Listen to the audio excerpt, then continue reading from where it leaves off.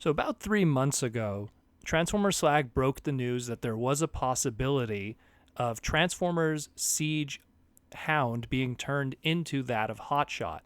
And I speculated this because when Hound's box art made its first debut at Wonderfest, I looked at the box art and I looked at the head sculpt in the box art, and I was like, man, that looks a lot like Cybertron Defense Hot Shot, or better known in Galaxy Force as X-Geyser.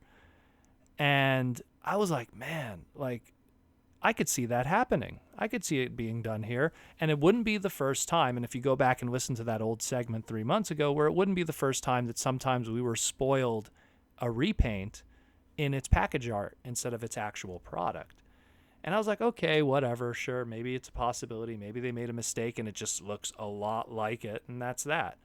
Well, then a month ago, we had a leak of what is a possibility of a whole bunch of product that was going to be given to us. And it was like, oh, hey, we're going to be getting this Micromaster 10 pack, and we're going to be getting Nightbird, and we're going to be getting a whole bunch of other characters, and a reflector and a gray shockwave. And it was like all this stuff that we were supposed to take as like, oh, it could be fake, it could be, taken with a grain of salt. And lo and behold, everything that we just discussed ended up becoming a reality. But we never got to see that hot shot. Well, here we go, leaked. This is an in-hand image of hot shot done as Cybertron Defense Hot Shot, aka Exilion, aka X Geyser, from Galaxy Force. And he looks great. The only thing I have really to complain about is just I was kind of hoping for more retooling on the body and everything. It looks like it's just, I mean, I could be wrong. Maybe I'm missing a small detail here, but I tried to look over it as much as possible. It looks like he just has a brand new head sculpt, and then one of his guns kind of got like an extra little, I don't know, Tommy gun bullet, storage thing on the side. I don't know how to describe it. It still does the same combining gimmick that the original Hound molds toys of his weapons work, but at the same time, the larger gun has a little extra, piece of plastic attached to it to make it look a little different. I think I would have appreciated more maybe if they gave him something more similar to a blade or something that could have attached to him, like something that could almost. I'm kind of reminded of like Transformers Prime First Edition Voyager Optimus Prime, where he had like a sword that kind of went over his fist so it looked like a wrist blade. And it would have been cool to have something like that to kind of mimic what the original Cybertron deluxe toy of Cybertron Defense Hot Shot could have, like with his blade. But I mean, again, that would have been extra tooling for a toy when they could have just, straight up repaint, new head sculpt. And that's what we got here. I still appreciate this. I like this a lot. I know that a lot of people were kind of not happy about this because they're like, it should have been a G1 character.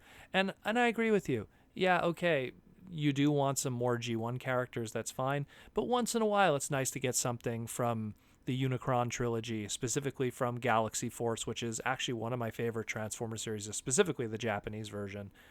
So it's nice to get, some of those off-kilter characters that probably wouldn't get standalone releases, so a repaint would be the best kind of route to go about it, where, okay, we're not going to waste a tooling slot and a brand new tooling slot for these characters that you do not want that are G1. That's fine. But if we have opportunities to do repaints, why not go for it? I mean, for years, that was kind of what BotCon and the subscription service was for, was to give you those off-kilter characters. We don't really have that anymore. San Diego Comic-Con really has a limit of only how much they could do, and they usually want to make it like a big ticket item nowadays. So this is what we could do, and I really dig it. And I know for people that probably did grow up with, Armada, Energon, and Cybertron, which they do exist. There was kids who were like, 5 years old in 2005, 2006, and now those kids are adults now. So, I mean, it's a reality that, they would have nostalgia for stuff that they grew up with too. And again, I dig this. I think this is really cool. I like it. I'm definitely going to pick something up like this. This is something that it's an upgrade of an old character where I don't see where else this character would get some kind of an opportunity for an upgrade. We ain't going to be seeing no Masterpiece Cybertron toys anytime soon. And if it would be, it would probably be a Galaxy Convoy or something. So that being said, I really like this a lot. I dig that they tried their best to make it look as much, at least color-wise, color palette-wise, to the original toy. And just needs that little blade accessory, and that'd be cool. But I mean, hey, you know what? With all this Battle Master stuff and with all the accessories and everything, I'm pretty sure I'll be able to mix and match to make my perfect version when the time comes. But I really dig this. Let me know what you guys think about it. This is really cool. And it's something that we talked about 3 months ago, and I predicted it. And lo and behold, what a surprise, it happened. So let that be a lesson in the future. When you see some weird head sculpts on package art, sometimes it's a crystal ball into the future of the line.